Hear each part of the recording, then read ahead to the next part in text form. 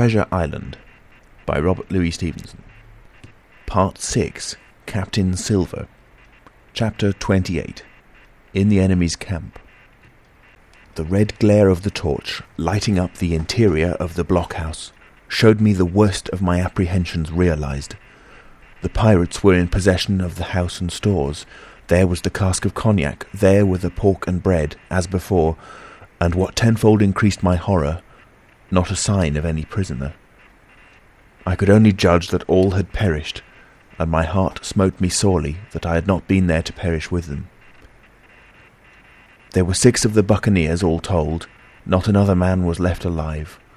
5 of them were on their feet, flushed and swollen, suddenly called out of the first sleep of drunkenness.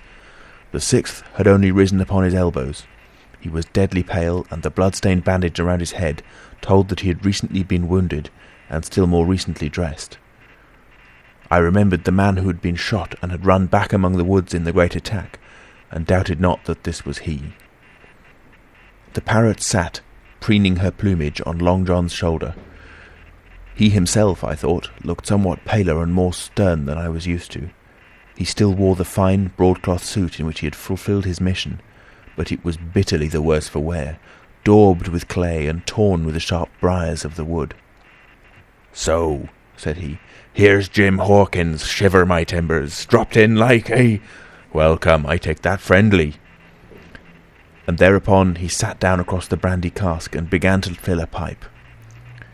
"Give me the loan of the link, Dick," said he, and then when he had a good light, "That'll do, lad," he added.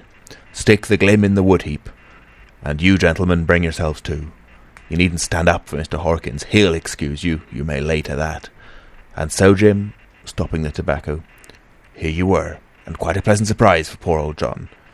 I see you were smart when I first set eyes on you, but this here gets clean away from me, it do." To this, as may be well supposed, I made no answer. They had set me with my back against the wall, and I stood there looking Silver in the face, pluckily enough, I hope, to all outward appearance, but with black despair in my heart. Silver took a whiff or two of his pipe with great composure, and then ran on again. "Now you see, Jim, so be as you are here," says he, "I'll give you a piece of my mind. I've always liked you, I have, for a lad of spirit, and the picture of my own self when I was young and handsome. I always wanted you to join and take your share, and die a gentleman, and now, my cock, you've got to. Captain Smollett's a fine seaman, I'll own up to any day, but stiff on discipline. Duty is duty, says he, and right he is. Just you keep clear of the captain. The doctor himself is gone dead again you. Ungrateful scamp was what he said, and the short and the long of the whole story is about here. You can't go back to your own lot, for they won't have you, and without you start a 3rd ship's company all by yourself, which might be lonely, you'll have to join with Captain Silver." So far, so good. My friends, then, were still alive, and though I partly believed the truth of Silver's statement that the cabin party were incensed at me for my desertion, I was more relieved than distressed by what I heard. "I don't say nothing as to your being in our hands," continued Silver, "though you are, and you may lay to it. I'm all for argument. I never seen good come out of threatening. If you like the service, well, you'll join. If you don't, Jim, why, you're free to answer no. Free and welcome, shipmate, and fairer can be said by mortal seamen, shiver my sides." "Am I to answer, then?" I asked with a very tremulous voice. Through all this sneering talk I made to feel the threat of death that overhung me, and my cheeks burned and my heart beat painfully in my breast. "Lad," said Silver, "there's no one a-pressing of you. Take your bearings. None of us won't hurry you, mate. Time goes so pleasant in your company, you see." "Well," says I, growing a bit bolder, "if I'm to choose, I declare I have a right to know what's what, and why you're here, and where my friends are." "What's what?" repeated one of the buccaneers in a deep growl. "Ah, he'd be a lucky one as knowed that." "You'll perhaps batten down your hatches till you're spoke to, my friend," cried Silver truculently to this speaker. And then, in his first gracious tones, he replied to me. "Yesterday morning, Mr. Hawkins," said he, "in the dog watch, down came Dr. Livesey with a flag of truce. Says he, 'Captain Silver, you're sold out. Ship's gone.' Well, maybe we'd been taking a glass and a song to help it round, I won't say no. Leastways, none of us had looked out. We looked out, and by thunder the old ship was gone. I never seen a pack of fools look fishier, and you may lay to that if I tells you that I look the fishiest. Well, says the doctor, let's bargain. We bargained, him and I, and here we are. Stores, brandy, blockhouse, the firewood you was thoughtful enough to cut, and, in a manner of speaking, the whole boat, from Crosstrees to Kelson. As for them, they've tramped. I don't know to where's they are. He drew again quietly at his pipe. Unless you should take it into that head of yours, he went on, that you was included in the treaty, here's the last word that was said. How many of you are there, says I, to leave? 4, says he, 4 and one of us wounded. As for that boy, I don't know where he is, confound him, says he, nor I don't much care. We're about sick of him. These was his words. Is that all? I asked. Well, it's all that you're to hear, my son, returned Silver. And now I am to choose? And now you are to choose, and you may lay to that, said Silver. Well, said I am not such a fool, but I know pretty well what I have to look for. Let the worst come to the worst, it's little I care. I've seen too many die since I fell in with you. But there's a thing or two I have to tell you, I said, and by this time I was quite excited. And the first is this. Here you are in a bad way. Ship lost, treasure lost, men lost, your whole business gone to wreck. And if you want to know who did it, it was I. I was in the apple barrel the night we sighted land, and I heard you, John, and you, Dick, Johnson, and Hans, who is now at the bottom of the sea, and told every word you said before the hour was out. And as for the schooner, it was I who cut her cable, and it was I that killed the men that you had aboard of her, and it was I who brought her where you'll never see her more, not one of you. The laugh's on my side. I've had the top of this business from the first. I no more fear you than I fear a fly. Kill me if you please, or spare me. But one thing I'll say, and no more. If you spare me, bygones are bygones. And when you fellows are in court for piracy, I'll save you all I can. It's for you to choose. Kill another and do yourselves no good, or spare me and keep a witness to save you from the gallows. I stopped, for I will tell you I was out of breath, and to my wonder not a man of them moved, but all sat staring at me like as many sheep. And while they were still staring, I broke out again. And now, Mr. Silver, I said, I believe you're the best man here, and if things go to the worst, I'll take it kind of you to let the doctor know the way I took it. I'll bear it in mind, said Silver with an accent so curious that I could not, for the life of me, decide whether he were laughing at my request or had been favourably affected by my courage. I'll put one to that, cried the old mahogany-faced seaman, Morgan by name, whom I had seen in Long John's public-house upon the quays of Bristol. It was him that knowed Black Dog. Well, and see here, added the sea-cook, I'll put another again to that, by thunder, for it was this same boy that faked the chart from Billy Bones. First and last we've split on John Hawkins. Then here goes, said Morgan with an oath, and he sprang up, drawing his knife as if he had been 20. Avast there, cried Silver. Who are you, Tom Morgan? Maybe you thought you was captain here, perhaps, by the powers, but I'll teach you better. Cross me, and you'll go where many a good man's gone before you, first and last, these 30 year back, some to the yardarm, shiver my timbers, and some by the board, and all to feed the fishes. There's never a man looked me between the eyes and seen a good day afterwards, Tom Morgan, you may lay to that. Morgan paused, but a hoarse murmur rose from the others. Tom's right, said one. I stood hazing long enough from one, added another. I'll be hanged if I'll be hazed by you, John Silver. Did any of you gentlemen want to have it out with me? Roared Silver, bending far forward from his position on the keg, with his pipe still glowing in his right hand. Put a name on what you're at. You ain't dumb, I reckon. Him that wants shall get it. Have I lived this many years, and a sum of a rum-puncheon cock is hat athwart my house at the latter end of it. You know the way, you're all gentlemen of fortune by your account. Well, I'm ready.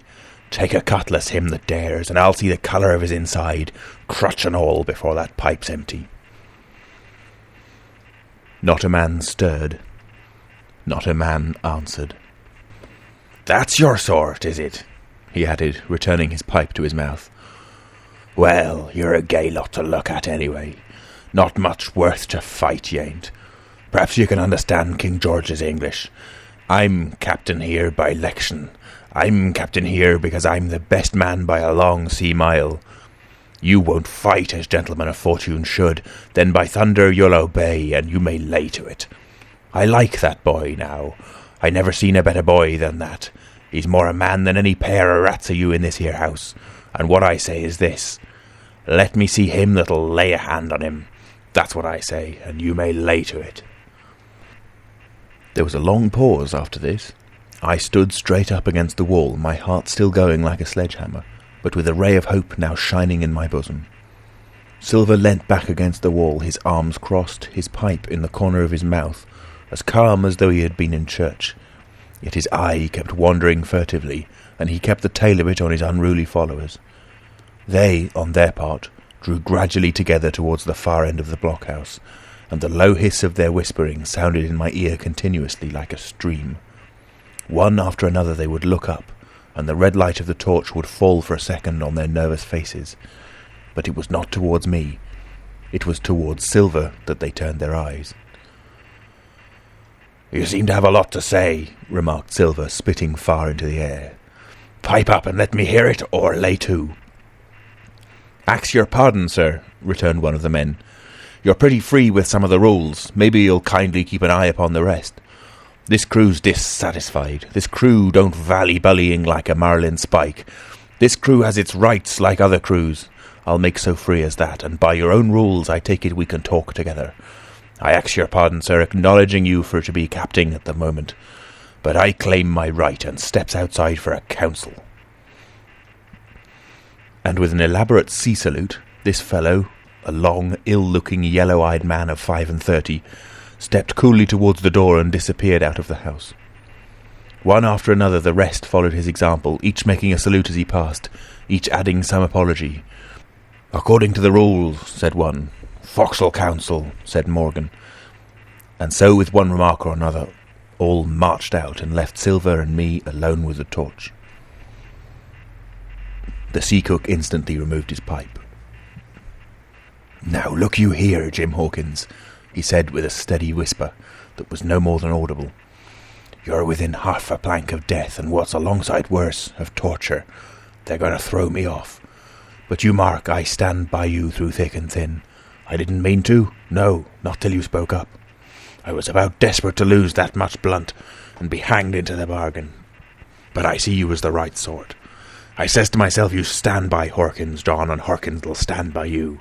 You're his last card, and by the living thunder, John, he's yours. Back to back, says I. You save your witness, and he'll save your neck." I began, dimly, to understand. "You mean all's lost?" I asked. "Aye, by gum I do," he answered. "Ship gone, neck gone, that's the size of it. Once I looked into that bay, Jim Hawkins, and seen no schooner. Well, I'm tough, but I gave out. As for that lot and their counsel, mark me, they're outright fools and cowards. I'll save your life, if so be as I can, from them. But see here, Jim, tit for tat, you save Long John from swinging." I was bewildered. It seemed a thing so hopeless he was asking. He, the old buccaneer, the ringleader throughout. "What I can do, that I'll do," I said. "It's a bargain," cried Long John. "You speak up, Plucky, and by thunder, I've a chance." He hobbled to the torch, where it stood propped among the firewood, and took a fresh light to his pipe. "Understand me, Jim," he said, returning. "I've a head on my shoulders, I have. I'm on Squire's side now. I know that you've got that ship safe somewheres. How you done it I don't know, but safe it is. I guess Hans and O'Brien turned soft. I never much believed in neither of them. Now you mark me. I ask no questions, nor I won't let others. I know when a game's up, I do. And I know a lad that's staunch. Ah, you that's young, you and me might have done the power of good together." He drew some cognac from the cask into a tin cannikin. "Will you taste, messmate?" he asked, and when I had refused, "Well, I'll take a drain myself, Jim," said he. "I need a corker, that's the trouble on land. And talking of trouble, why did that doctor give me the chart, Jim?" My face expressed a wonder so unaffected that he saw the needlessness of further questions. "Ah, well he did, though," said he. "And there's something under that, no doubt. Something surely under that, Jim, bad or good." and he took another swallow of the brandy, shaking his great fair head like a man who looks forward to the worst. End of chapter 28. Chapter 29. The Black Spot Again. The council of buccaneers had lasted some time, when one of them re-entered the house, and with a repetition of the same salute, which had in my eyes an ironical air, begged for a moment's loan of the torch. Silver briefly agreed, and this emissary retired again, leaving us together in the dark. "There's a breeze coming, Jim," said Silver, who had by this time adopted quite a friendly and familiar tone. I turned to the loophole nearest me and looked out.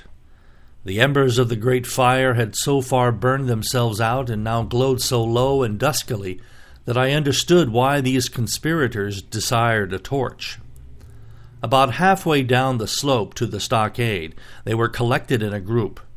One held the light, another was on his knees in their midst, and I saw the blade of an open knife shine in his hand, with varying colors in the moon and torchlight. The rest were all somewhat stooping, as though watching the maneuvers of this last.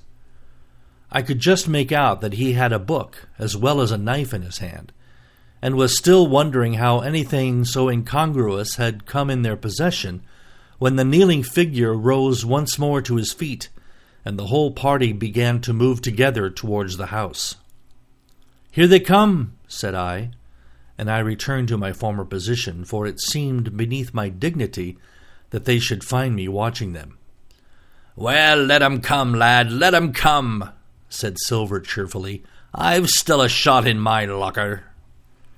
The door opened, and the 5 men, standing huddled together just inside, pushed one of their number forward. In any other circumstances it would have been comical to see his slow advance, hesitating as he set down each foot, but holding his closed right hand in front of him. "Step up, lad," cried Silver. "I won't eat ya. Hand it over, lubber. I know the rules, I do. I won't hurt your deputation." Thus encouraged, the buccaneer stepped forward more briskly, and having passed something to Silver from hand to hand, slipped yet more smartly back again to his companions. The sea cook looked at what had been given him. "The Black Spot! I thought so," he observed. "Where might ye have got the paper? Why, hillo, look here now, this ain't lucky. You've gone and cut this out of a Bible. What fools cut a Bible?" "Ah, there," said Morgan, "there, what did I say? No good'll come of that, I said." "Well, you've about fixed it now among you," continued Silver. "You'll all swing now, I reckon. What soft-headed lubber had a Bible?" "It was Dick," said one. "Dick, was it? Then Dick can get to prayers," said Silver. "He's seen his slice of luck, has Dick, and you may lay to that." But here the long man with the yellow eyes struck in. "Belay that talk, Silver," he said. "This crew has tipped you the Black Spot in full council, as in duty bound. Just you turn it over, as in duty bound, and see what's wrote there. Then you can talk." "Thank ye, George," replied the sea cook. "You've always was brisk for business, and has the rules at heart, George, as I'm pleased to see. Well, what is it, anyway?" "Ah, deposed. That's it, is it?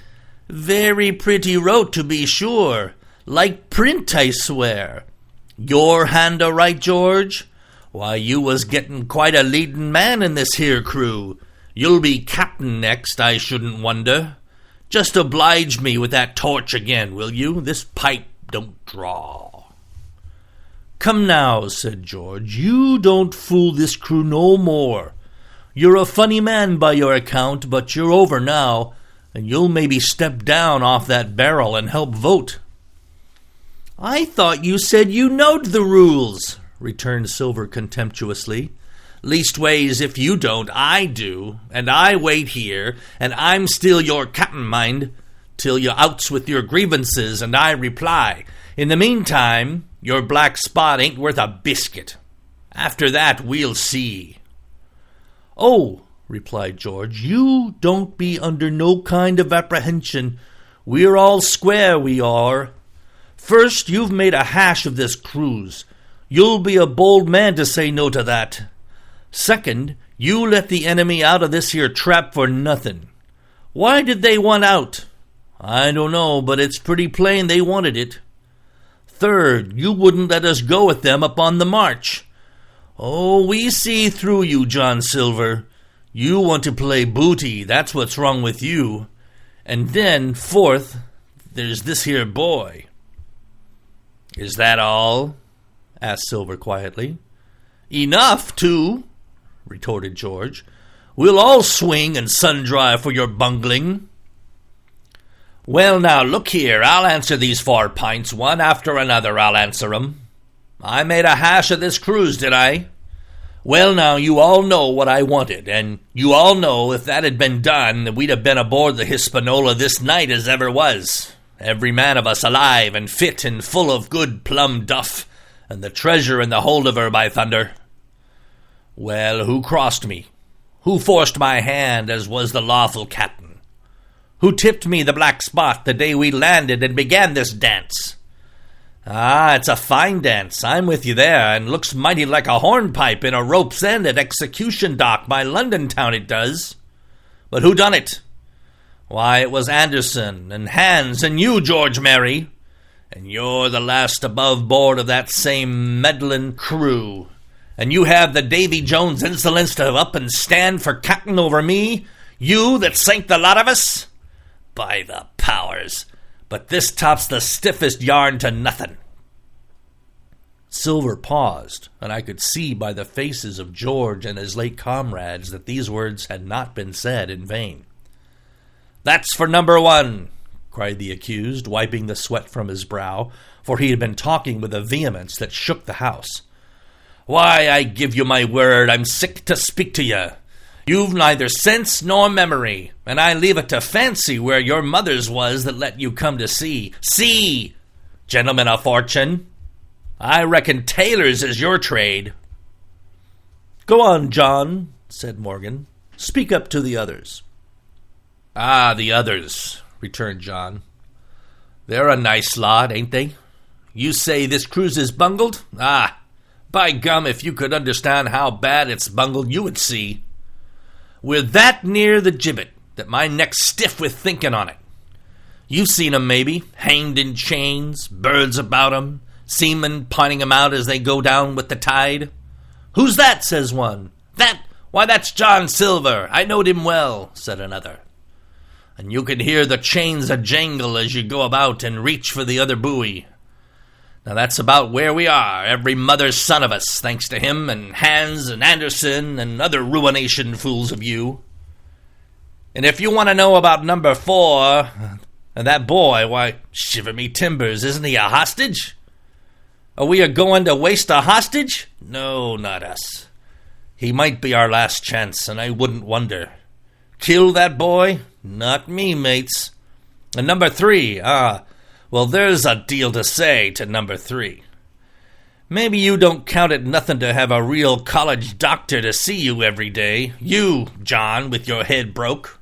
Or you, George Merry, that had the og shakes about you not 6 hours agone, and has your eyes the color of lemon peel to this same moment of the clock.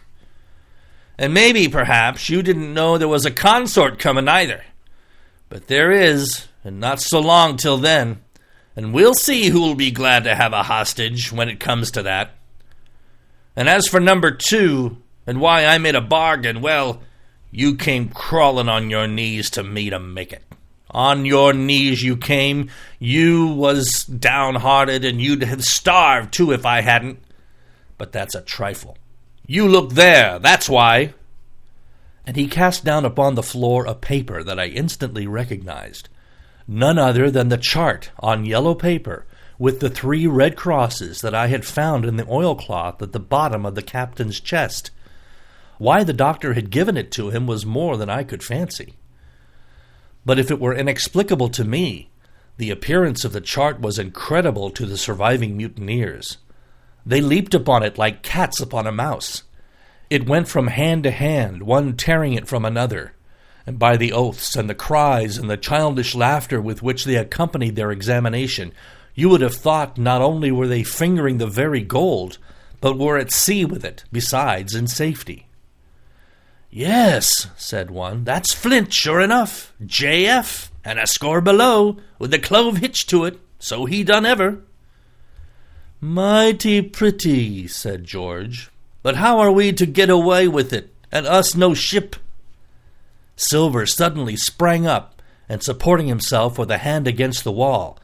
"Now I give you warning, George," he cried. "One more word of your sauce, and I'll call you down and fight you." "How? Why, how do I know? You would ought to tell me that, you and the rest that lost me my schooner with your interference, burn you. But not in you can't. You ain't got the invention of a cockroach. But civil you can speak and shall, George Mary, you may lay to that." "That's fair enough," said the old man Morgan. "Fair, I reckon so," said the sea cook. "You lost the ship, I found the treasure. Who's the better man at that? And now I resign, by thunder. Elect whom you please to be your captain now. I'm done with it." "Silver!" they cried. "Barbecue forever! Barbecue for captain!" "So that's the tune, is it?" cried the cook. "George, I reckon you'll have to wait another turn, friend, and lucky for you as I'm not a revengeful man, but that never was my way. And now, shipmates, this black spot, 'tain't much good now, is it? Dick's crossed his luck and spoiled his Bible, and that's about all." "It'll do to kiss the book on still, won't it?" growled Dick, who was evidently uneasy at the curse that he had brought upon himself. "A Bible with a bit cut out," returned Silver derisively. "Not it. It won't buy no more'n a ballad book." "Don't it, though?" cried Dick with a sort of joy. "Well, I reckon that's worth having, too." "Here, Jim, here's a curiosity for you," said Silver, and he tossed me the paper. It was around the size of a crown piece. One side was blank, for it had been the last leaf. The other contained a verse or two of Revelation, these words among the rest, which struck sharply home upon my mind: "Without are dogs and murderers." The printed side had been blackened with wood ash, which already began to come off and soil my fingers. On the blank side had been written with the same material the one word, "deposed." I had that curiosity beside me at this moment, but not a trace of writing now remains beyond a single scratch, such as a man might make with his thumbnail. That was the end of the night's business. Soon after, with a drink all round, we lay down to sleep, and the outside of Silver's vengeance was to put George Mary up for sentinel and threaten him with death if he should prove unfaithful. It was long ere I could close an eye, and heaven knows I had matter enough for thought in the man whom I had slain that afternoon in my most perilous position, and above all in the remarkable game that I saw Silver now engaged upon, keeping the mutineers together with one hand, and grasping with the other after every means possible and impossible to make his peace and save his miserable life. He himself slept peacefully and snored aloud, yet my heart was sore for him, wicked as he was, to think on the dark perils that environed and the shameful gibbet that awaited him. End of Chapter 29. Chapter 30. On Parole. I was wakened, indeed we were all wakened, for I could see even the sentinel shake himself together from where he had fallen against the doorpost, by a clear, hearty voice hailing us from the margin of the wood. "Blockhouse ahoy!" it cried. "Here's the doctor!" And the doctor it was. Although I was glad to hear the sound, yet my gladness was not without admixture. I remembered with confusion my insubordinate and stealthy conduct, and when I saw where it had brought me, among what companions and surrounded by what dangers, I felt ashamed to look him in the face. He must have risen in the dark, for the day had hardly come, and when I ran to a loophole and looked out, I saw him standing, like Silver once before, up to the mid-leg in creeping vapor. "You, doctor, top of the morning to you, sir," cried Silver, broad awake and beaming with good nature in a moment. "Bright and early, to be sure, and it's the early bird, as the saying goes, that gets the rations. George, shake up your timbers, son, and help Dr. Livesey over the ship's side. All a-doing well, your patience was, all merry and well." So he pattered on, standing on the hilltop with his crutch under his elbow, and one hand upon the side of the log-house, quite the old John in voice, manner, and expression. "We've quite a surprise for you too, sir," he continued. "We've a little stranger here, a new boarder and lodger, sir, and looking fit and taut as a fiddle. Slept like a supercargo he did, right alongside of John. Stem to stem we was all night." Dr. Livesey was by this time across the stockade and pretty near the cook, and I could hear the alteration in his voice as he said, "Not Jim?" "The very same Jim as ever was," said Silver. The doctor stopped outright, although he did not speak, and it was some seconds before he seemed able to move on. "Well, well," he said at last, "duty first and pleasure afterwards, as you might have said yourself, Silver. Let us overhaul these patients of yours." A moment afterwards he had entered the blockhouse, and with one grim nod to me, proceeded with his work among the sick. He seemed under no apprehension, though he must have known that his life among these treacherous demons depended on a hair, and he rattled on to his patients as if he were paying an ordinary professional visit in a quiet English family. His manner, I suppose, reacted on the men, for they all behaved to him as if nothing had occurred, as if he were still ship's doctor, and they were still faithful hands before the mast. "You're doing well, my friend," he said to the fellow with the bandaged head, "and if ever any person has a close shave, it was you. Your head must have been hard as iron. Well, George, how goes it? You're a pretty color, certainly. Why, your liver man is upside down. Did you take that medicine? Did he take that medicine, man?" "Aye, aye, sir, he took it sure enough," returned Morgan. "Because, you see, since I am mutineer's doctor, or prison doctor, as I prefer to call it," said Dr. Livesey, in his pleasantest way, "I make it a point of honor not to lose a man for King George, God bless him, and the gallows." The rogues looked at each other, but swallowed the home thrust in silence. "Dick don't feel well, sir," said one. "Don't he?" replied the doctor. "Well, step up here, Dick, and let me see your tongue." "No, I should be surprised if he did. The man's tongue is fit to frighten the French. Another fever." "Ah, there," said Morgan, "that come to spilin' Bibles." "That comes, as you call it, of being arrant asses," retorted the doctor, "and not having sense enough to know honest air from poison, and the dry land from a vile pestiferous slough. I think it most probable, though of course it's only an opinion, that you'll all have the deuce to pay before you get that malaria out of your system. Camp in a bog, would you? Silver, I'm surprised at you. You're less of a fool than many, take you all around, but you don't appear to me to have the rudiments of a notion of the rules of health. Well," he added, after he had dosed them round, and they had taken his prescriptions with really laughable humility, more like charity school children than blood-guilty mutineers and pirates, "well, that's done for today. And now I should wish to have a talk with that boy, please." And he nodded his head in my direction carelessly.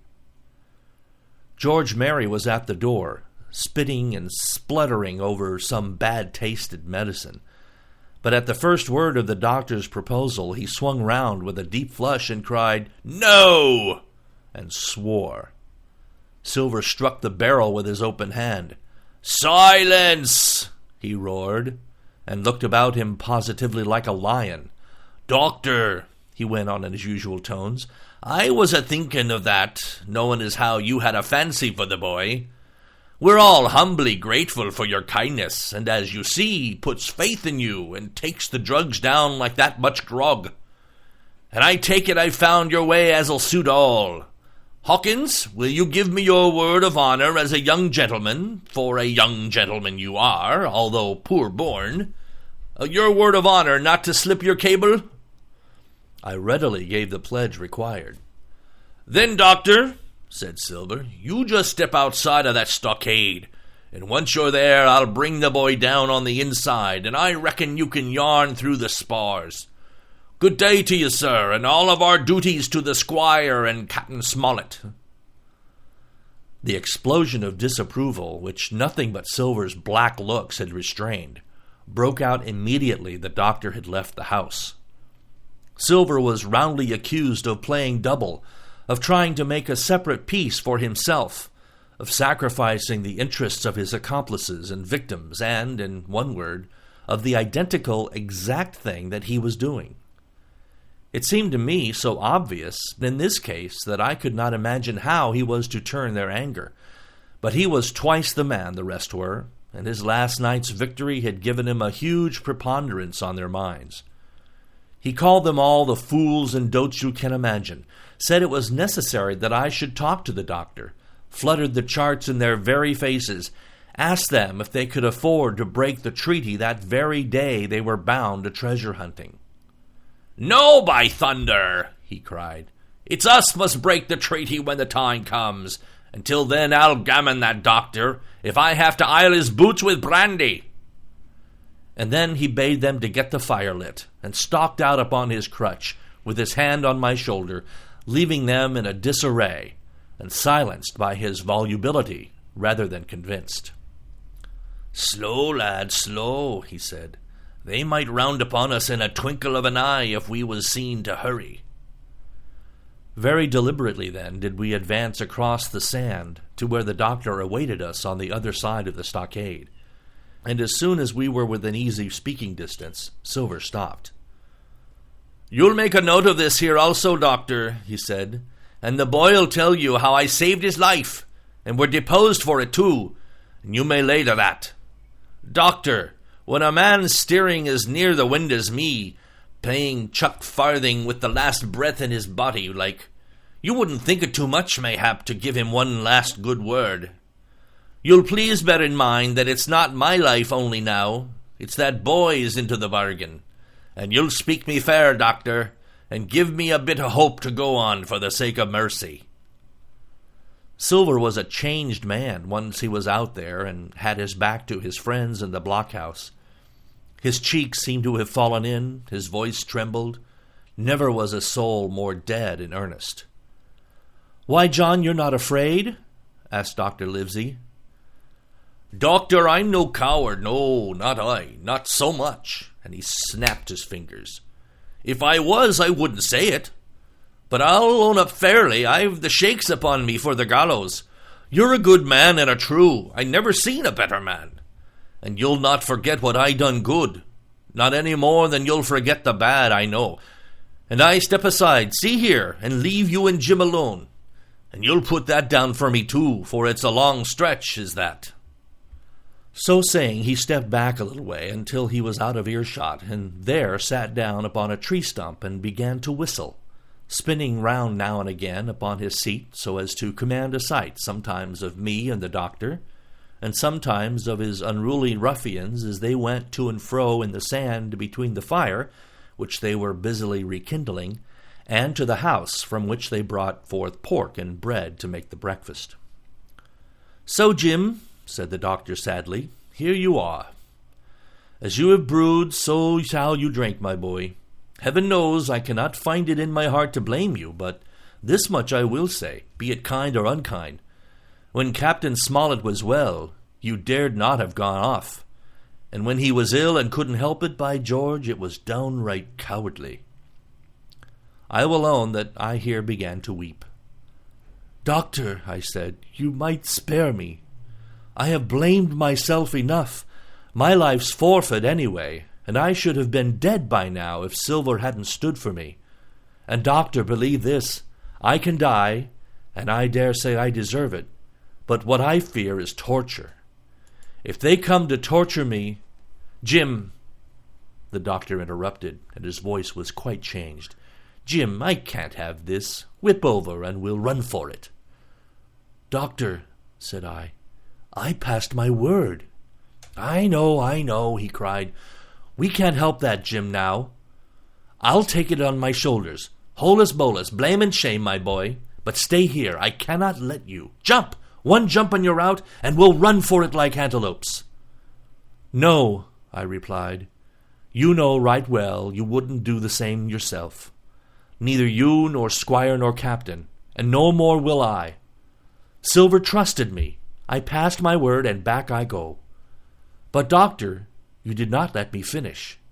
If they come to torture me, I might let slip a word of where the ship is, for I got the ship, part by luck and part by risking, and she lies in North Inlet, on the southern beach, and just below high water.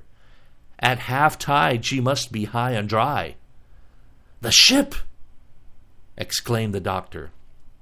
Rapidly I described to him my adventures, and he heard me out in silence. "There is a kind of fate in this," he observed when I had done. "Every step, it's you that saved our lives, and do you suppose by any chance that we are going to let you lose yours? That would be a poor return, my boy. You found out the plot. You found Ben Gunn, the best deed that ever you did, or will do, though you live till 90. Oh, by Jupiter, and talking of Ben Gunn, why, this is the mischief in person. Silver, he cried, Silver! I'll give you a piece of advice, he continued as the cook drew nearer again. Don't you be in any great hurry after that treasure. Why, sir, I do my possible, which that ain't, said Silver. I can only, asking your pardon, save my life and the boys by seeking for that treasure, and you may lay to that. Well, Silver, replied the doctor, if that is so, I'll go one step further. Look out for squalls when you find it. Sir, said Silver, as between man and man, that's too much and too little. What you're after, why you left the blockhouse, why you given me that there chart, I don't know now, do I? And yet I done your bidding with my eyes shut and never a word of hope. But no, this here's too much. If you won't tell me what you mean plain out, just say so, and I'll leave the helm. No, said the doctor musingly, I've got no right to say more. It's not my secret, you see, Silver, or I give you my word I'd tell it to you. But I'll go as far with you as I dare go, and a step beyond, for I'll have my wig sorted by the captain or I'm mistaken. And first, I'll give you a bit of hope, Silver. If we both get alive out of this wolf trap, I'll do my best to save you, short of perjury. Silver's face was radiant. You couldn't say more, I'm sure, sir, not if you was my mother, he cried. Well, that's my first concession, added the doctor. My second is a piece of advice. Keep the boy close beside you, and when you need help, halloo. I'm off to seek it for you, and that itself should show you if I speak at random. Goodbye, Jim. And Dr. Livesey shook hands with me through the stockade, nodded to Silver, and set off at a brisk pace into the wood. End of chapter 30. This is chapter 31, The Treasure Hunt, Flint's Pointer. Jim, said Silver, when we were alone, if I saved your life, you saved mine, and I'll not forget it. I seen the doctor waving you to run for it, with the tail of my eye I did, and I seen you say no plain as hearing. Jim, that's one to you. This is the first glint of hope I had since the attack failed, and I owe it to you. And now, Jim, we're to go in for this here treasure hunting, with sealed orders, too, and I don't like it. And you and me must stick close, back to back like, and we'll save our necks spite of fate and fortune. Just then a man hailed us from the fire that breakfast was ready, and we were soon seated here and there about the sand over biscuit and fried junk. They had lit a fire to roast an ox, and it was now grown so hot that they could only approach it from the windward, and even there not without precaution. In the same wasteful spirit they had cooked, I suppose, 3 times more than we could eat, and one of them, with an empty laugh, threw what was left into the fire, which blazed and roared again over this unusual fuel. I never in my life saw men so careless of the morrow. Hand to mouth is the only word that can describe their way of doing, and what with wasted food and sleeping sentries, though they were bold enough for a brush and be done with it, I could see their entire unfitness for anything like a prolonged campaign. Even Silver, eating away with Captain Flint upon his shoulder, had not a word of blame for their recklessness, and this the more surprised me, for I thought he had never shown himself so cunning as he did then. "Aye, mates," said he, "it's lucky you have barbecue to think for you with this here head. I got what I wanted, I did, sure enough. They have the ship. Where they have it, I don't know yet, but once we hit the treasure, we'll have to jump about and find out. And then, mates, us that has the boats, I reckon, has the upper hand." Thus he kept running on with his mouth full of the hot bacon. Thus he restored their hope and confidence, and, I more than suspect, repaired his own at the same time. "As for hostage," he continued, "that's his last talk, I guess, with them that loves so dear. I've got my piece o' news, and thank ye to him for that. But it's over and done. I'll take him in a line when we go treasure hunting, for we'll keep him like so much gold, in case of accidents, you mark, and in the meantime, once we got the ship and treasure both, and off to sea like jolly companions, why, then we'll talk Mr. Hawkins over, we will, and we'll give him his share, to be sure, for all his kindness." It was no wonder the men were in good humour now. For my part, I was horribly cast down. Should the scheme he had now sketched prove feasible, Silver, already doubly a traitor, would not hesitate to adopt it.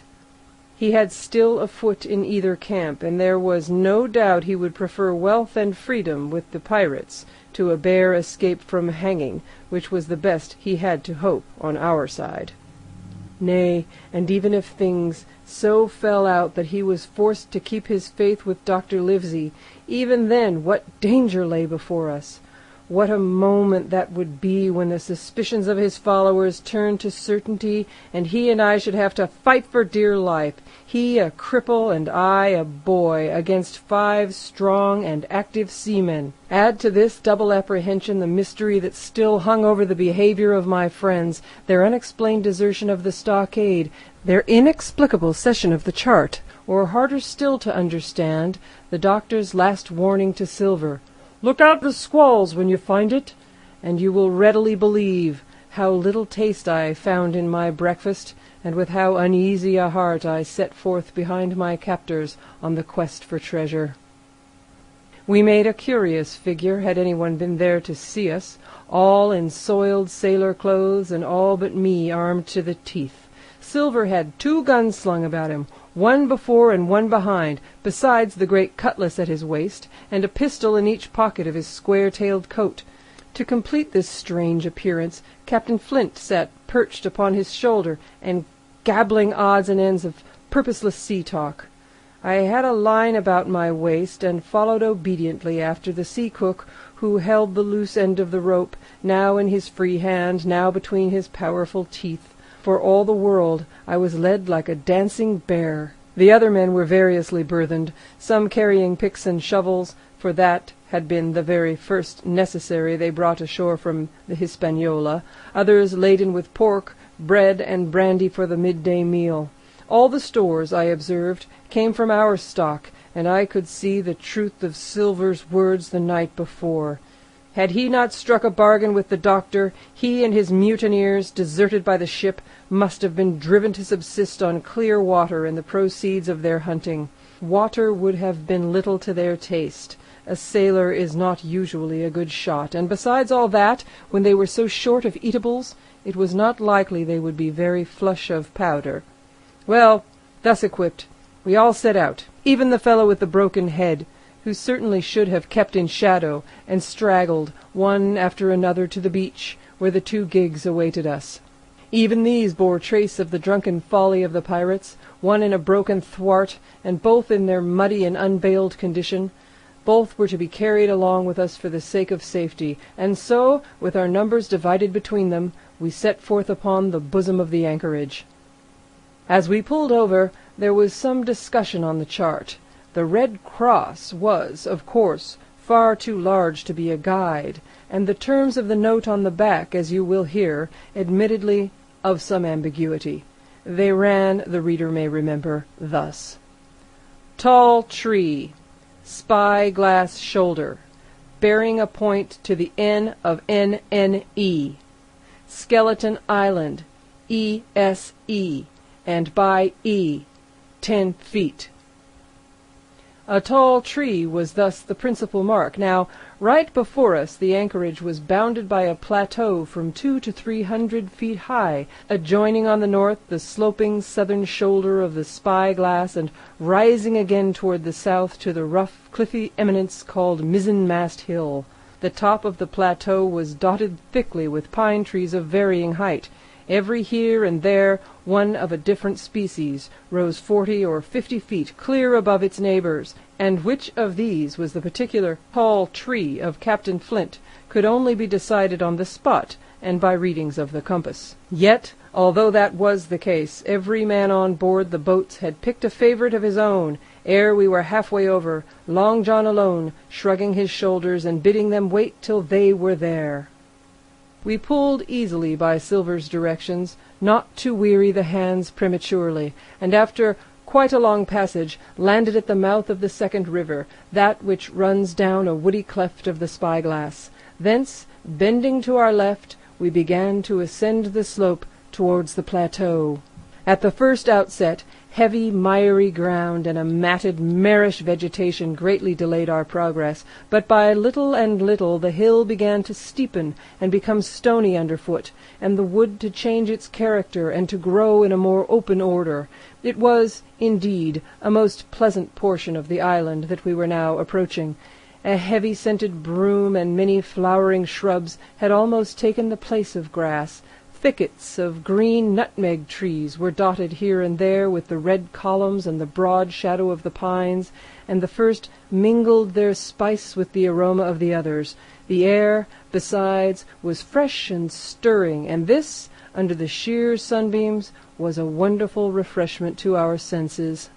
The party spread itself abroad, in a fan shape, shouting and leaping to and fro. About the centre, and a good way behind the rest, Silver and I followed, I tethered by my rope, he ploughing with deep pants among the sliding gravel. From time to time, indeed, I had to lend him a hand, or he must have missed his footing and fallen backward down the hill. We had thus proceeded for about half a mile, and were approaching the brow of the plateau, when the man upon the farthest left began to cry aloud, as if in terror. Shout after shout came from him, and the others began to run in his direction.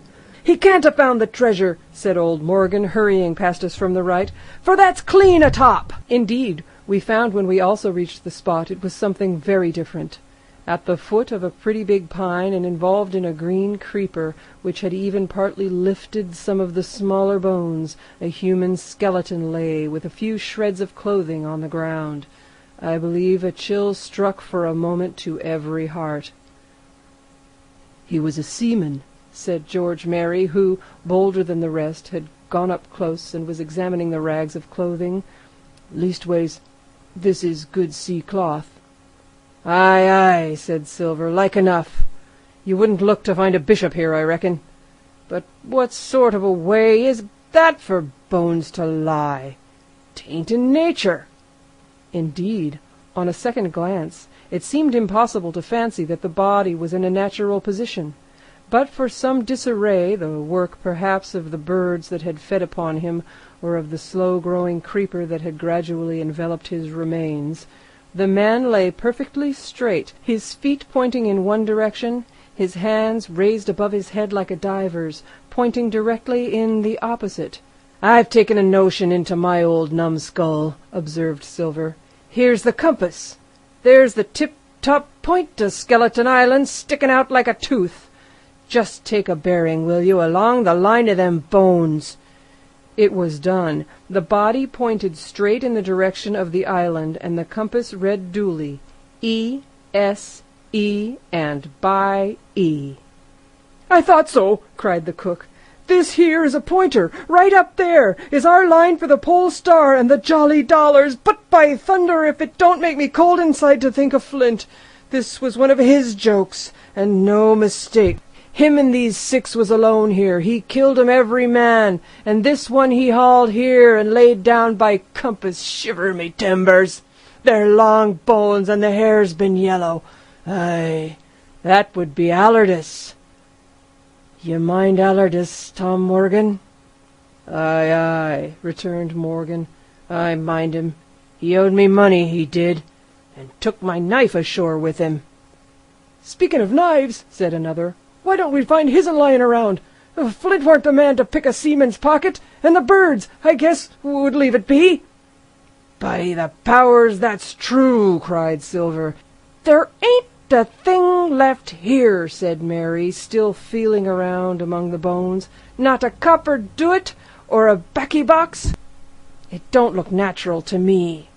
"No, by gum, it don't," agreed Silver. "Not natural, nor not nice, says you. Great guns, messmates! But if Flint was living, this would be a hot spot for you and me. 6 they were, and 6 are we, and bones is what they are now." "I saw him dead with these here dead lights," said Morgan.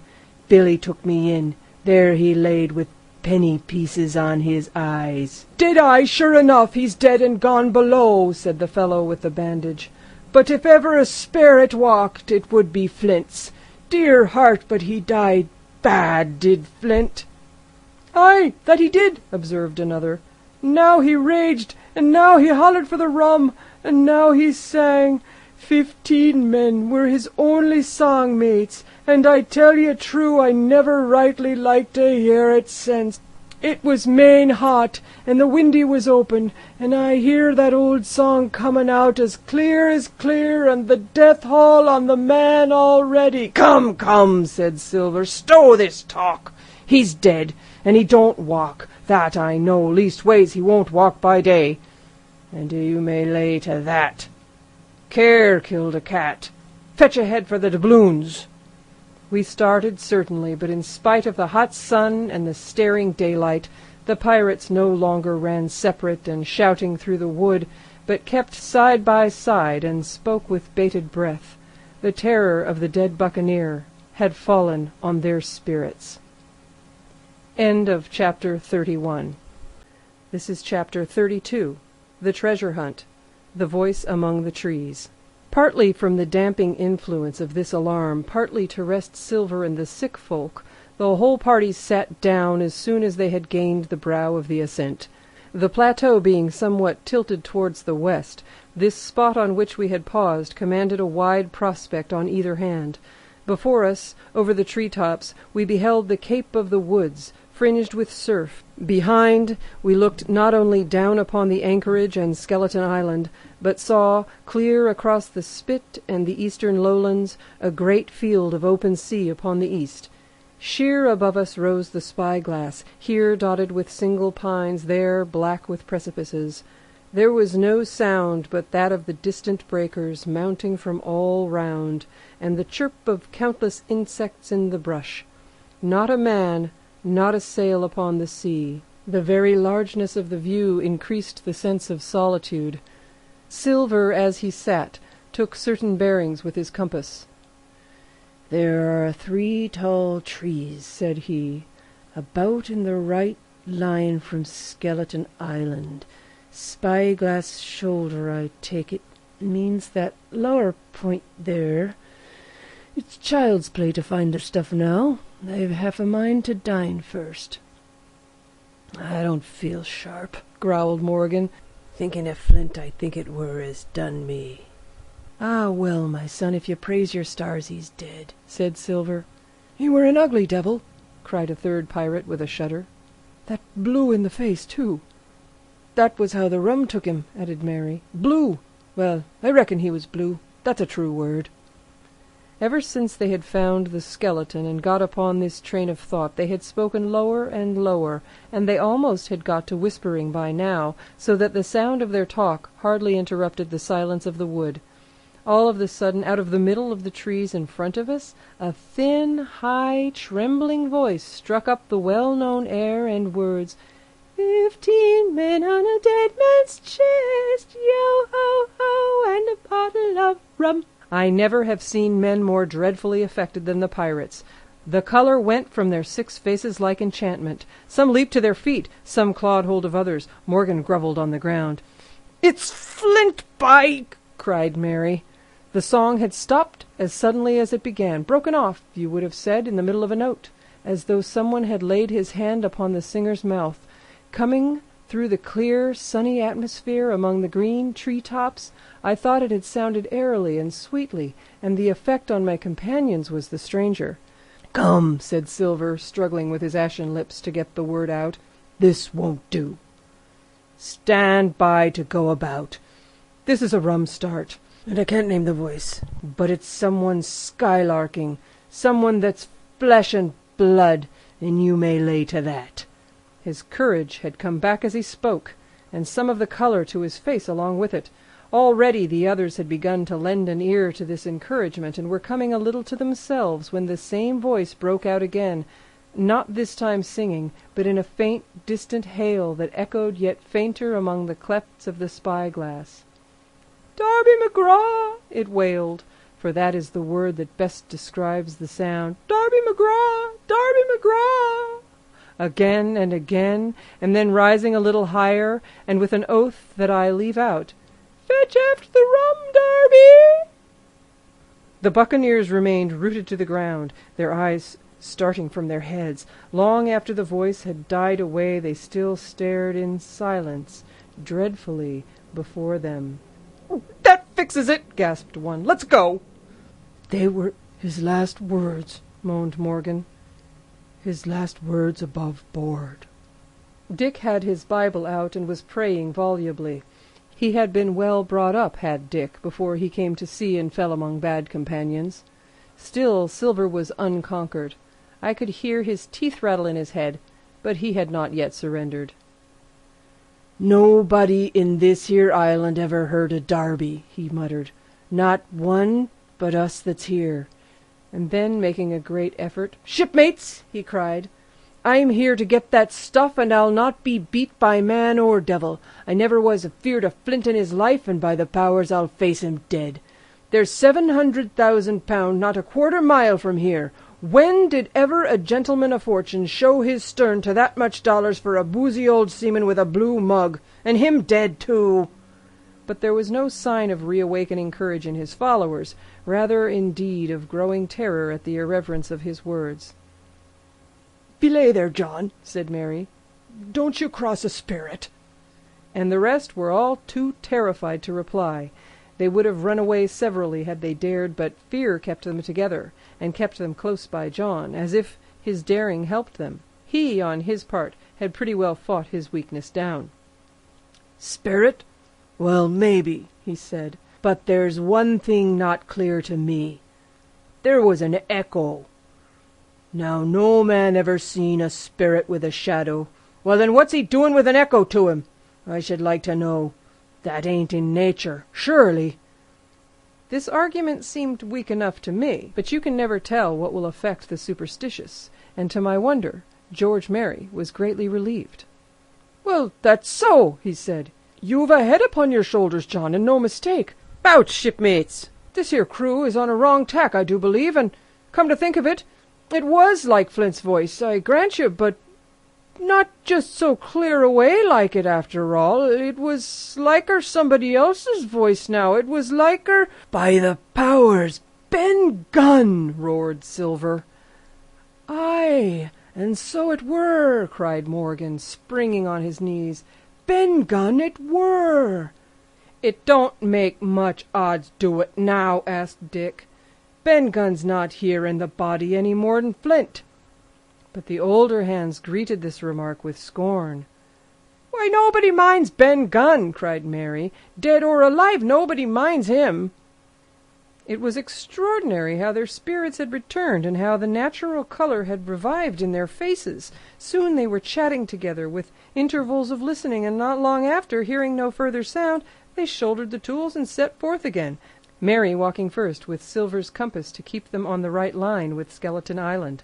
He had said the truth. Dead or alive, nobody minded Ben Gunn.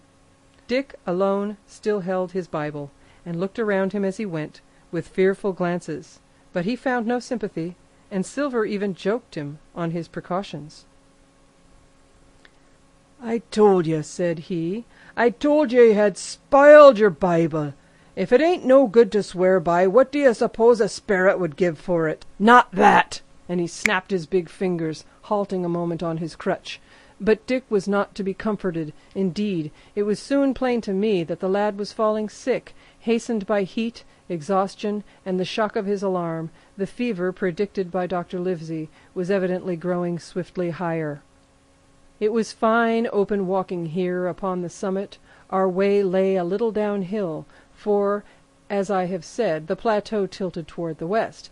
The pines, great and small, grew wide apart, and even between the clumps of nutmeg and azalea, wide open spaces baked in the hot sunshine. Striking, as we did, pretty near northwest across the island, we drew on the one hand ever nearer under the shoulders of the spyglass, and on the other looked ever wider over that western bay where I had once tossed and trembled in the Oracle. The first of the tall trees was reached, and by the bearings proved the wrong one. So with the second. The third rose nearly 200 feet into the air above a clump of underwood, a giant of a vegetable with a red column as big as a cottage, and a wide shadow around in which a company could have maneuvered. It was conspicuous far to sea, both on the east and west, and might have been entered as a sailing mark upon the chart. But it was not its size that now impressed my companions. It was the knowledge that 700,000 pounds in gold lay somewhere buried below its spreading shadow. The thought of the money as they drew nearer swallowed up their previous terrors. Their eyes burned in their heads, their feet grew speedier and lighter. Their whole soul was found up in that fortune, that whole lifetime of extravagance and pleasure that lay waiting there for each of them. Silver hobbled, grunting, on his crutch. His nostrils stood out and quivered. He cursed like a madman when the flies settled on his hot and shiny countenance. He plucked furiously at the line that held me to him, and from time to time turned his eyes upon me with a deadly look. Certainly he took no pains to hide his thoughts, and certainly I read them like print. In the immediate nearness of the gold, all else had been forgotten. His promise and the doctor's warning were both things of the past, and I could not doubt that he hoped to seize upon the treasure, find and board the Hispaniola under cover of night, cut every honest throat about that island, and sail away as he had first intended, laden with crimes and riches. Shaken as I was with these alarms, it was hard for me to keep up with the rapid pace of the treasure hunters. Now and again I stumbled, and it was then that Silver plucked so roughly at the rope and launched at me his murderous glances. Dick, who had dropped behind us and now brought up the rear, was babbling to himself both prayers and curses as his fever kept rising. This also added to my wretchedness, and to crown it all, I was haunted by the thought of the tragedy that had once been acted on that plateau, when that ungodly buccaneer with the blue face, he who died at Savannah singing and shouting for a drink, had there, with his own hand, cut down his 6 accomplices. This grove that was now so peaceful must then have rung with cries, I thought, and even with the thought I could believe I heard it ringing still. We were now at the margin of the thicket. "Huzza, mates, all together!" shouted Mary, and the foremost broke into a run, and suddenly, not 10 yards further, we beheld them stop. A low cry arose. Silver doubled his pace, digging away with the foot of his crutch like one possessed, and next moment he and I had come also to a dead halt. Before us was a great excavation, not very recent, for the sides had fallen in and grass had sprouted on the bottom. In this were the shaft of a pick broken in 2 and the boards of several packing cases strewn around. On one of these boards I saw, branded with a hot iron, the name Walrus, the name of Flint's ship. All was clear to probation. The cash had been found and rifled. The 700,000 pounds were gone. End of chapter 32. Chapter 33. The Fall of a Chieftain. There never was such an overturn in this world. Each of these 6 men was as though he had been struck. But with Silver, the blow passed him almost instantly. Every thought of his soul had been set full stretch, like a racer on that money. Well, he was brought up in a single second, dead, and he kept his head, found his temper, and changed his plan before the others had had time to realize the disappointment. "Jim," he whispered, "take that and stand by for trouble." And he passed me a double-barreled pistol. At the same time, he began quietly moving northward, and in a few steps had put the hollow between us 2 and the other 5. Then he looked at me and nodded, as much to say, "Here is a narrow corner," as indeed I thought it was. His looks were not quite friendly, and I was so revolted at these constant changes that I could not forbear whispering, "So you've changed sides again." There was no time left for him to answer in. The buccaneers, with oaths and cries, began to leap, one after the other, into the pit, and to dig with their fingers, throwing the boards aside as they did so. Morgan found a piece of gold. He held it up with a perfect spout of oaths. It was a 2-guinea piece, and it went from hand to hand among them for a quarter of a minute. "2 guineas!" roared Mary, shaking in at Silver. "That's your 700,000 pounds, is it? You're the man for bargains, ain't you? You're him that never bungled nothing, you wooded-headed lubber." "Dig away, boys," said Silver with the coolest insolence. "You'll find some pig nuts, and I shouldn't wonder." "Pig nuts!" repeated Mary in a scream. "Mates, do you hear that? I tell you now, that man there knew it all along. Look in the face of him, and you'll see it wrote there." "Ah, Mary," remarked Silver, "standing for captain again. You're a pushing lad, to be sure." But this time everyone was entirely in Mary's favor. They began to scramble out of the excavation, darting furious glances behind them. One thing I observed, which looked well for us: they all got out upon the opposite side from Silver. Well, there we stood, 2 on one side, 5 on the other, the pit between us, and nobody screwed up high enough to offer the first blow. Silver never moved. He watched them, very upright on his crutch, and looked as cool as ever I saw him. He was brave, and no mistake. At last, Mary seemed to think a speech might help matters. "Mates," he said, "there's 2 of them alone there. One the old cripple that brought us all here and blundered us down to this. The other's that cub that I meant to have the heart of. Now, mates," he was just raising his arm and his voice, and plainly meant to lead the charge. But just then, crack, crack, crack! 3 musket shots flashed out of the thicket.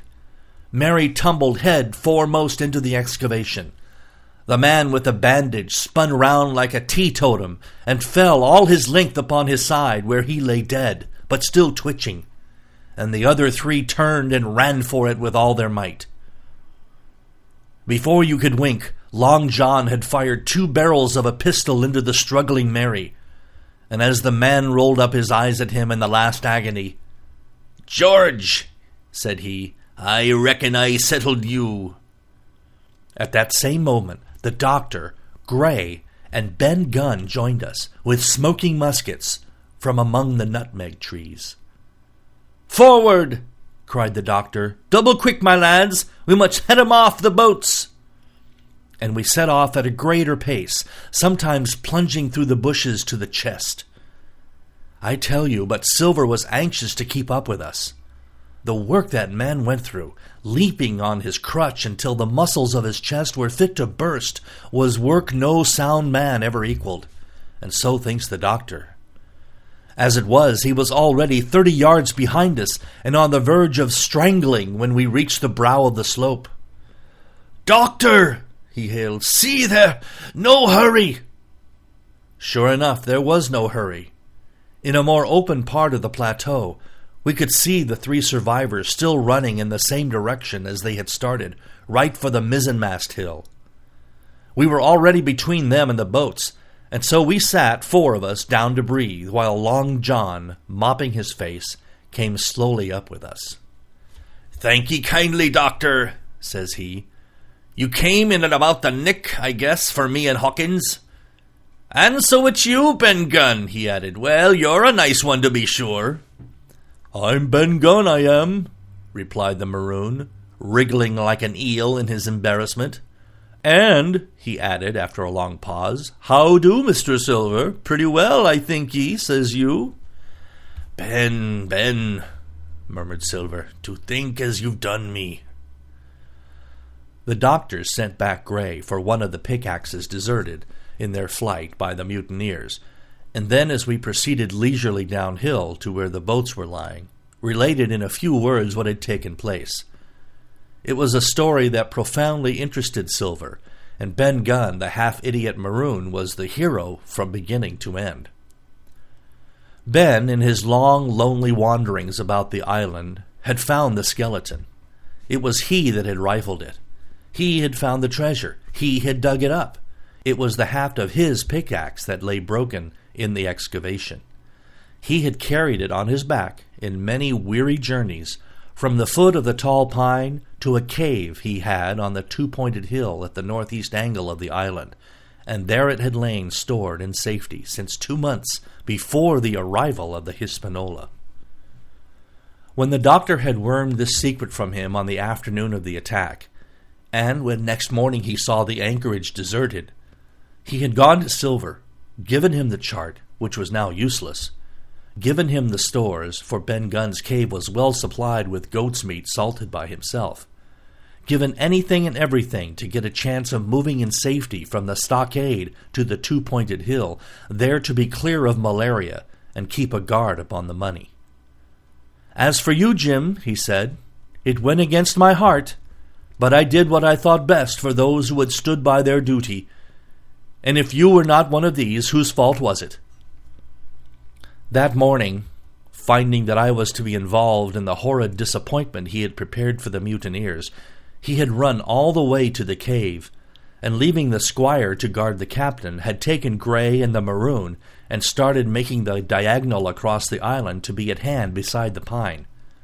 Soon, however, he saw that our party had the start of him, and Ben Gunn, being fleet of foot, had been dispatched in front to do his best alone. Then it had occurred to him to work upon the superstitions of his former shipmates, and he was so far successful that Grey and the doctors had come up and were already ambushed before the arrival of the treasure hunters. "Ah," said Silver, "it were fortunate for me that I had Hawkins here. You would have let old John be cut to bits and never given it a thought, Doctor." "Not a thought," replied Dr. Livesey cheerily. And by this time we had reached the gigs. The doctor, with his pickaxe, demolished one of them, and then we all got aboard the other and set out to go round by sea for North Inlet. This was a run of 8 or 9 miles. Silver, though he was almost killed already with fatigue, was set to an oar, like the rest of us, and we were soon skimming swiftly over a smooth sea. Soon we passed out of the straits and doubled the southeast corner of the island, round which 4 days ago we had towed the Hispaniola. As we passed the two-pointed hill, we could see the black mouth of Ben Gunn's cave, and a figure standing by it, leaning on a musket. It was the squire, and we waved a handkerchief and gave him 3 cheers, in which the voice of Silver joined as heartily as any. 3 miles farther, just inside the mouth of North Inlet, what should we meet but the Hispaniola cruising by herself? The last flood had lifted her, and had there been much wind or a strong tide current as in the southern anchorage, we should never have found her more, or found her stranded beyond help. As it was, there was little amiss beyond the wreck of the mainsail. Another anchor was got ready and dropped in 1.5 fathoms of water. We all pulled round again to Rum Cove, the nearest point for Ben Gunn's treasure house, and then Grey, single-handed, returned with the gig to the Hispaniola, where he was to pass the night on guard. A gentle slope ran up from the beach to the entrance of the cave. At the top, the squire met us. To me he was cordial and kind, saying nothing of my escapade either in the way of blame or praise. At Silver's polite salute, he somewhat flushed. "John Silver," he said, "you are a prodigious villain, an impostor, a monstrous impostor, sir. I am told I am not to prosecute you. Well, then I will not. But the dead men, sir, hang about your neck like millstones." "Thank you kindly, sir," replied Long John, again saluting. "I dare you to thank me," cried the squire. "It is a gross dereliction of my duty. Stand back." And thereupon we all entered the cave. It was a large, airy place, with a little spring and a pool of clear water overhung with ferns. The floor was sand. Before a big fire lay Captain Smollett, and in a far corner, only duskily flickered over by the blaze, I beheld great heaps of coin and quadrilaterals built of bars of gold. That was Flint's treasure that we had come so far to seek, and that it cost already the lives of 17 men from the Hispaniola. How many it had cost in the amassing, what blood and sorrow, what good ships scuttled on the deep, what brave men walking the plank blindfold, what shot of cannon, what shame and lies and cruelty, perhaps no man alive could tell. Yet there were still 3 upon that island, Silver and old Morgan and Ben Gunn, who had each taken his share in these crimes, as each had hoped in vain to share in the reward. "Come in, Jim," said the captain. "You're a good boy in your line, Jim, but I don't think you and me'll go to sea again. You're too much of the born favourite for me." "Is that you, John Silver? What brings you here, man?" "Come back to my duty, sir," returned Silver. "Ah," said the captain, and that was all he said. What a supper I had of it that night, with all my friends around me. And what a meal it was, with Ben Gunn's salted goat and some delicacies and a bottle of old wine from the Hispaniola. Never, I am sure, were people gayer or happier. And there was Silver, sitting back almost out of the firelight, but eating heartily, prompt to spring forward when anything was wanted, even joining quietly in our laughter, the same bland, polite, obsequious seaman of the voyage out. End of chapter 33. Chapter 34. At Last. The next morning we fell early to work, for the transportation of this great mass of gold near a mile by land to the beach, and thence 3 miles by boat to the Hispaniola, was a considerable task for so small a number of workmen. The 3 fellows still abroad upon the island did not greatly trouble us. A single sentry on the shoulder of the hill was sufficient to ensure us against any sudden onslaught, and we thought, besides, they had had more than enough of fighting. Therefore the work was pushed on briskly. Gray and Ben Gunn came and went with the boat, while the rest, during their absences, piled treasures on the beach. 2 of the bars, slung in a rope's end, made a good load for a grown man, one that he was glad to walk slowly with. For my part, as I was not much use at carrying, I was kept busy all day in the cave, packing the minted money into bread bags. It was a strange collection, like Billy Bones' hoard for the diversity of the coinage, but so much larger and so much more varied that I think I never had more pleasure than in sorting them.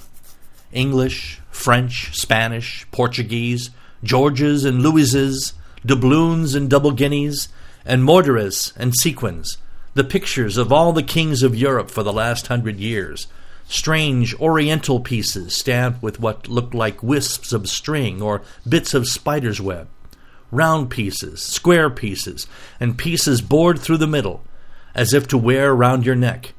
Nearly every variety of money in the world must, I think, have found a place in that collection, and for number I am sure they were like autumn leaves, so that my back ached with stooping and my fingers with sorting them out. Day after day this work went on.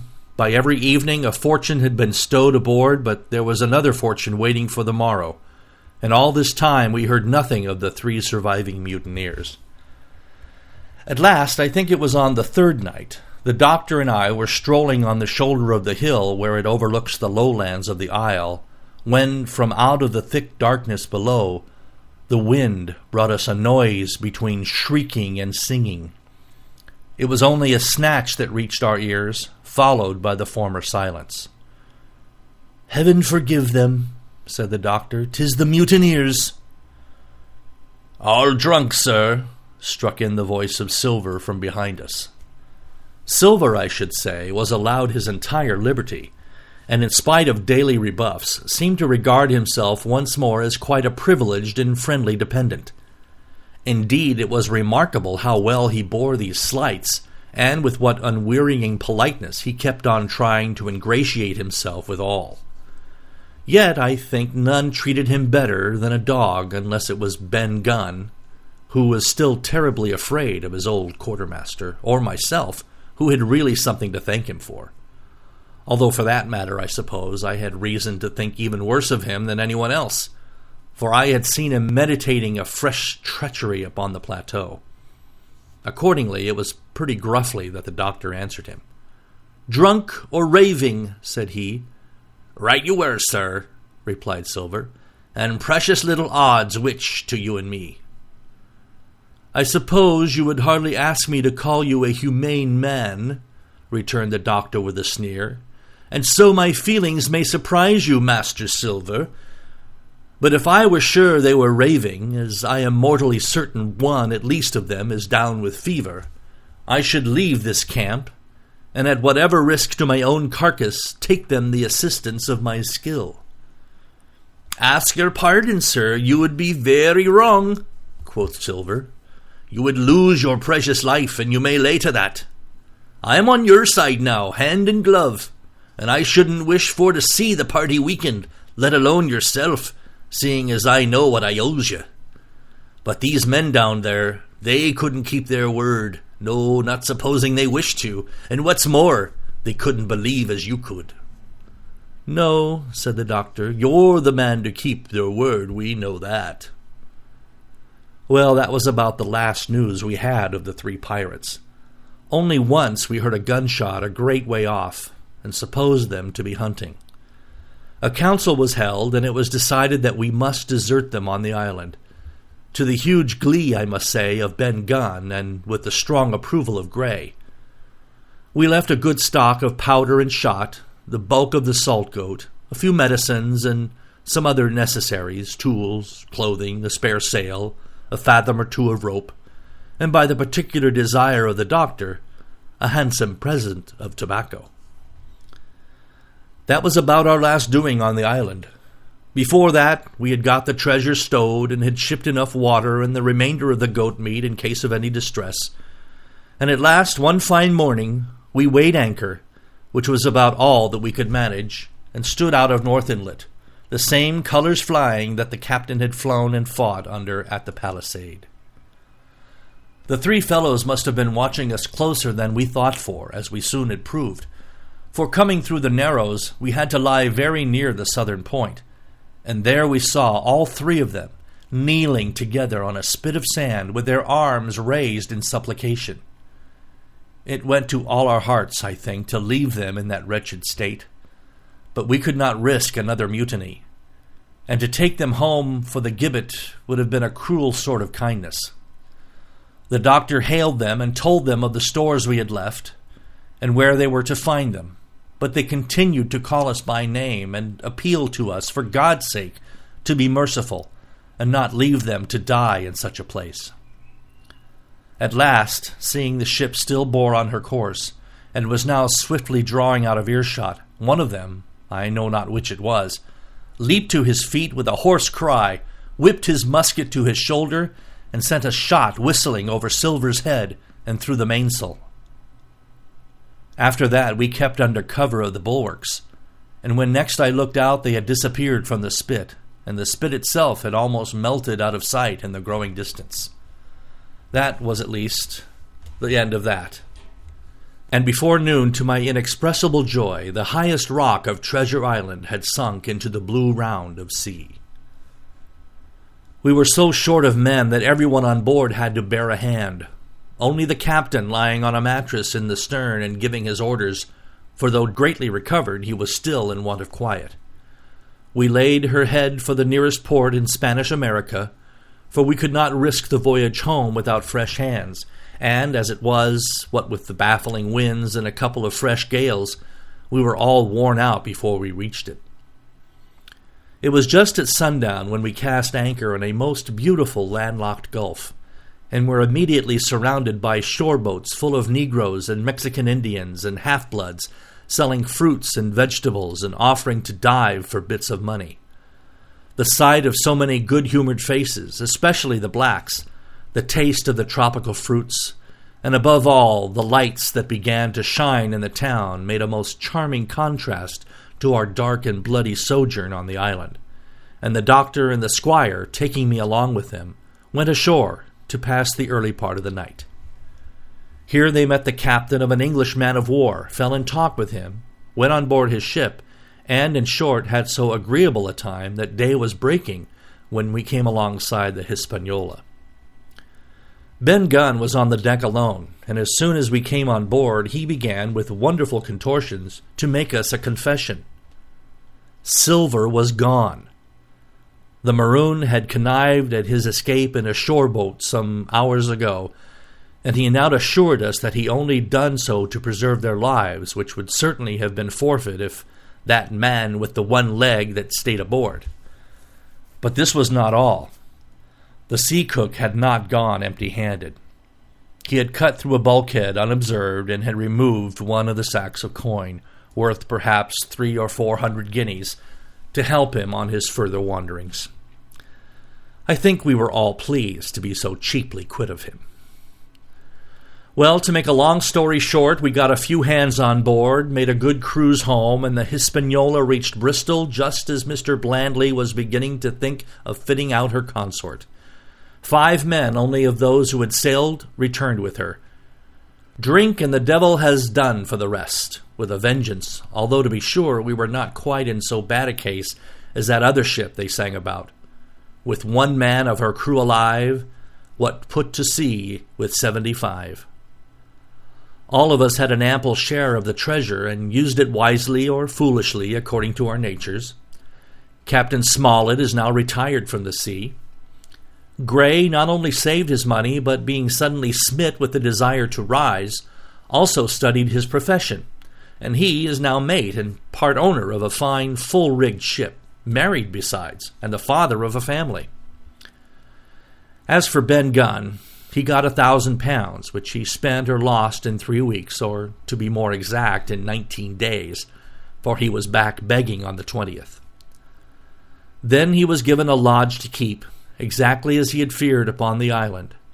But he still lives, a great favourite, though something of a butt, with the country boys, and a notable singer in church on Sundays and saints' days. Of Silver we have heard no more. That formidable seafaring man with 1 leg has at last gone clean out of my life, and I dare say he met his old negress, and perhaps still lives in comfort with her and Captain Flint. It is to be hoped so, I suppose, for his chance of comfort in another world are very small. The bar silver and the arms still lie, for all that I know, where Flint buried them, and certainly they shall lie there for me. Oxen and wain ropes would not bring me back again to that accursed island, and the worst dreams that ever I have are when I hear the surf booming about its coasts, or start upright in bed with the sharp voice of Captain Flint still ringing in my ears, "Pieces of 8! Pieces of 8!" End of chapter 34, and end of Treasure Island by Robert Louis Stevenson.